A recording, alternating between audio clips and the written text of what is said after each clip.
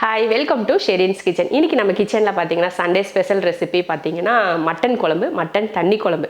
நான் விறகடுப்பில் தான் செஞ்சு எடுத்துகிட்டு வந்து அப்படி இங்கே வச்சுருக்கேன். நல்லா சுட சுட இருக்குது. என்னடா விறகடுப்பில் அழுக்காக இருக்குமே சட்டி அப்படின்னு பார்ப்பீங்க. எல்லாம் கிழுவி எடுத்துகிட்டு வந்துட்டேன். அவ்வளோதான். வீட்டுக்குள்ளே கொண்டு வந்தோம்னா ரொம்ப இந்த திண்டெல்லாம் பார்த்தீங்கன்னா கவுண்டர் டாப்லாம் ரொம்ப கருப்பாயிரும் இல்லையா, அதனால் கழுவி சுற்றி எல்லாம் கழுவி எடுத்துகிட்டு வந்தாச்சு. அடியில் கொஞ்சம் கருப்பு இருக்குது, அது ஒன்றும் பிரச்சனை இல்லை.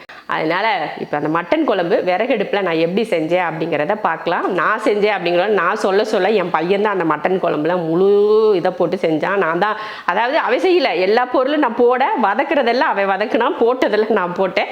வாங்க அந்த குழம்பு எப்படி செய்யலாம் அப்படிங்கிறத பார்க்கலாம். இப்போ வந்து மட்டன் குழம்புக்கு தாளிச்சிக்கலாம். அதுக்கு ஒரு குழிக்கரண்டி அளவுக்கு எண்ணெய் ஊற்றிக்கிட்டு அதில் 2 துண்டு பட்டை, 2 ஏலக்காய், 2 கிராம்பு, 1 அன்னாச்சி பூ, கொஞ்சம் கருவேப்பிலையும் சேர்த்து அதை வந்து நல்லா பொரிஞ்சதுமே பார்த்திங்கன்னா ஜம்முன்னு மணக்கும். அது கூடவே ஒரு 100 கிராம் அளவுக்கு சின்ன வெங்காயத்தை நான் வந்து அரைச்சி எடுத்திருக்கேன். நீங்கள் வெட்டி சேர்க்குறதுனாலும் சேர்த்துக்கலாம், அது உங்கள் விருப்பம்தான். நல்லா அதை எப்படி வெங்காயத்தை வதக்குவோமோ பொன்னிறமாக, அதே போல் அரைச்ச வெங்காயத்தையுமே நல்லா வதக்கிட்டு கூடவே 1 ஸ்பூன் அளவுக்கு இஞ்சி பூண்டு பேஸ்ட் போட்டுக்கலாம். இஞ்சி பூண்டு பேஸ்ட்டு வெங்காயம் 2யும் போட்டு நல்லா பச்சை வாசம் போகிற மாதிரி வதக்கினதுக்கப்புறமா தக்காளி 1 சேர்த்துக்கலாம்.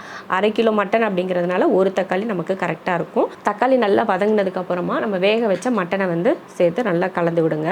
ஒரு 2-3 நிமிஷத்துக்கு நல்லா வதக்கி விட்டதுக்கப்புறமா நான் வந்து மட்டன் மசாலா சேர்க்குறேன். இன்ஸ்டன்ட் மட்டன் மசாலா தான் இது. நீங்கள் எந்த பிராண்டு யூஸ் பண்ணாலும் அது உங்கள் விருப்பம்தான். இன்ஸ்டண்ட்டாக ஒரு மட்டன் மசாலா போட்டு அதையும் ஒரு 2 நிமிஷம் நல்லா அந்த மாதிரி மட்டன் கூட கலந்து விட்டுட்டு நம்ம மட்டன் வேக வச்சாலையோ அந்த தண்ணி அதையை சேர்த்துட்டு உப்பு மட்டும் தேவைப்பட்டால் மட்டும் சேர்த்துக்கோங்க. ஏன்னா மட்டன் வேக வைக்கிறப்போ நம்ம உப்பு போட்டிருக்கோம் இல்லையா, ஒருவேளை பத்தலைனா மட்டும் நீங்கள் கொஞ்சம் உப்பு போட்டு மூடி போட்டு ஒரு 5 நிமிஷத்துக்கு வேக விட்டுருவோம். அடுத்ததாக அந்த டைம்லேயே நல்ல மசாலா மட்டன் எல்லாம் நல்லா ஒன்று சேர்ந்து வெந்திருக்கும். அந்த டைமில் ஒரே ஒரு துண்டு தேங்காயை அரைச்சி அது கூட சேர்த்து கலந்து விட்டு மறுபடியும் ஒரு 5 நிமிஷத்துக்கு நல்லா கம்மி தீ வச்சு வேக விடுங்க.